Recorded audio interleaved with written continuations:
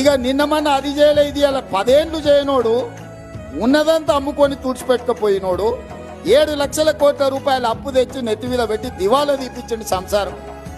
ఏం చేద్దామన్నా అప్పులు వెళ్తున్నాయి. ఏ కూట్ల చేయి పెట్టినా అప్పుల సిట్టి కాగితమే బయటికి వెళ్తుంది.